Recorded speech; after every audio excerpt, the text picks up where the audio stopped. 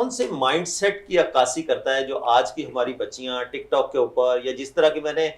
بڑا آکورڈ سا ورڈ ہے ڈیجیٹل فحاشی کا نام دیتا ہوں میں اس کو, کہ اس طرح کی جو ہماری حرکات ہیں, ہماری آنے والی نسل کیا ہوگی, اور ہم اس نسل کو جو ہماری زی جنریشن اس وقت ہے, جب یہ آنے والی نسل کے بڑے بزرگ ہوں گے تو تب آپ کیا سمجھتے ہیں کہ یہ جو مائنڈ سیٹ اس وقت پروان چڑھ کے پورے پاکستان میں اس وقت پاکستان کی باغ ڈور ان کے ہاتھ میں ہوگی, تو آپ کس طرح کا ایک سینیریو دیکھتے ہیں ہم فیوچر میں؟ دیکھیں سر, یہ جنریشن وائز ہی اور ایکس ہی آپ کو پتہ ہی ہے کہ جو 99 کے بعد اور 2000 کے بعد جو ملینیم بیبیز کھلاتے ہیں پوری دنیا میں, آپ کو پتہ ہی, مجھے تو اس وقت سے بڑا خوف آتا ہے کہ جب یہ, جیسے کہنا چاہیے, جب ہمارے مقام پہ آئیں گے تو یہ کیا ڈیلیور کریں گے, جس قوم کے جس بچوں کے یہ بزرگ ہوں گے. اچھا, اب سوشل میڈیا کی جو بات کی نا, لوگ بڑا اس کو حق میں بھی ہیں مخالفت میں بھی ہیں کہ جی اویئرنیس نہیں, یہ جہالت اس نے زیادہ جو ہے کریٹ کی ہے اور کریٹ کر رہا ہے سارا کچھ. جیسے میڈم نے ابھی بتایا سارا ہمارے جو ہیروز تھے نبی پاک کا, میں بس تھوڑا سا اس میں یہ ایڈیشن کروں گا کہ نبی پاک کی جو پریکٹیکل جسے کہنا چاہیے وزڈم اور جو ایفرٹس میں جسے کہنا چاہیے نا کہ جو تھروٹل ہوئی ہے وہ شادی کے بعد بھی ایک بزنس وومین کی وجہ سے ہوا سارا کچھ نا, کہ سارے معاشی طور سے سب ہو گئے اور پھر سارا کچھ وہ ہوا سب. اب جہاں تک آپ کا سر یہ سوال ہے نا, تو یہ کنٹرول ہمارے ہاں کسی چیز کا نہیں, اس کو کنٹرول کرنے کی ضرورت. میں آپ کو ایک چھوٹی سی سر بات بتاؤں, یہ بڑا ریسنٹلی ایک واقعہ ہوا. میں آئی واز ان دا مری,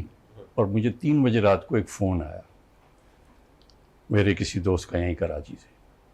بڑی شارٹ کر کے بس میں بات بتا رہا ہوں, یہ سوشل میڈیا والے مجھے کہنے لگے کہ تم کہاں ہو, میں نے کہا یہاں فلاں والا. کہنا ہے یار وہ میرا ایک کزن ہے, وہ کپل آیا ہوا ہے اور ان کی کوئی,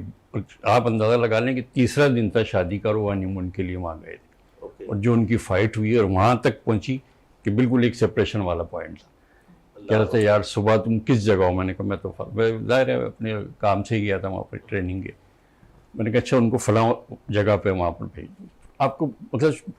چھوٹی سی بات پتہ ہے کیا بات تھی, کہتے لڑکی نے کہا کہ میں نے ان سے فرام دا ڈے ون یہ بات کہا تھا کہ ہم یہاں آئیں گے تو وہ چیئر لفٹ ہوتی ہے نا, کیا وہ, میں ان سے وہ کہہ رہی ہوں ہمارا 1 ہفتے کا ٹور ہے, جو کل ہے ہمارا لاسٹ ڈے, انہوں نے ابھی تک وہ نہیں کرا. اوکے, تو مطلب مائنڈ میچنگ ایسی ہے کہ اگر ایک ایکٹ آپ کا نہیں ہو پا رہا, یعنی کہ آپ نے وہ رائٹ نہیں لی, تو اس میں آپ کا لڑائی جھڑا. اور وہ اس طریقے سے سر جو آپ کو میں بتاؤں 45% جو ڈیورس کیسز ہیں آل اوور دا پاکستان, یہ کراچی کا میں بتا رہا ہوں بینگ